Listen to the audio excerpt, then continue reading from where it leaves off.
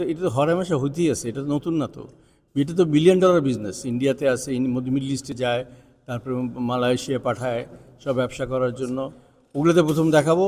তারপরে খুলনা, যশোর, কুষ্টিয়া বর্ডার এলাকা, পশ্চিমবাংলা বর্ডার এলাকাতে যেখানে ভনারেবল থাকে, যেখানে বেশিরভাগ মেয়ে পাচার হয়ে যায়, আমাদের 100% প্ল্যান আছে জেলা পর্যায়ে। প্রথমত হচ্ছে সিনেমা হলগুলো যেমন ব্লকবাস্টার শুরু করেছে, এরকম সিঙ্গেল সিনেমা হল কিছু শুরু করতে করবে, ওটা দেখালো। আর আমরা ইয়ের সাথে, শিল্পকলার সাথে কথা বলেছি, ওদের 9টা ভালো পাওয়ারফুল আছে, সেট আপ আছে, ওগুলোতে প্রথম দেখাবো।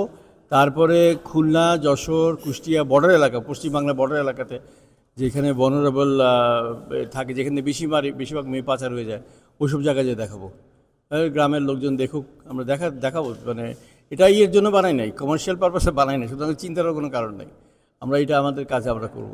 এটা তো হরহামেশা হইতেই আছে, এটা তো নতুন না। তো এটা তো বিলিয়ন ডলার বিজনেস। ইন্ডিয়াতে আছে, মিডল ইস্টে যায়, তারপরে মালয়েশিয়া পাঠায় সব ব্যবসা করার জন্য। কখনো অর্গান বিক্রি করে, কখনো দেহ বিক্রি করে, এইসব আর কি। তো যাই হোক, এগুলো নিয়ে আলোচনা আসা উচিত, কথাবার্তা বলা উচিত, সরকারের বলা উচিত, বেসরকারি খাতে বলা উচিত।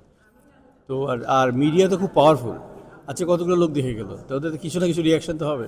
মিডিয়াকে এই কাজে ইউজ করাটা খুব দরকার। এটা সাধারণত আমরা করি না।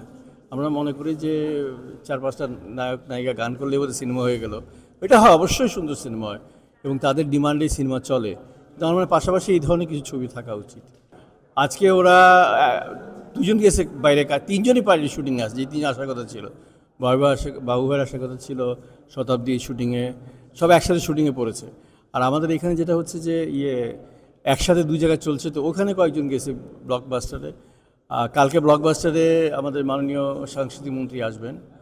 আর আমি ভাবছি যে হোম মিনিস্টারকে দেখাও করে, এটা হোম মিনিস্ট্রির আন্ডারে, কিন্তু যখন একটা মেয়ে অ্যারেস্ট হয়, তো হোম মিনিস্ট্রির আন্ডারে, পুলিশের আন্ডারে চলে যায়। হোম মিনিস্ট্রি উনি বলছেন যে দেশের বাইরে কালকে আসবেন, উনিও দেখতে চাচ্ছেন।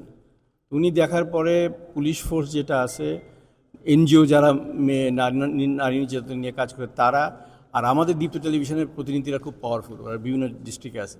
এদেরকে নিয়ে আমরা একটা উদ্যোগ নিব বিভিন্ন লোককে দেখাবার।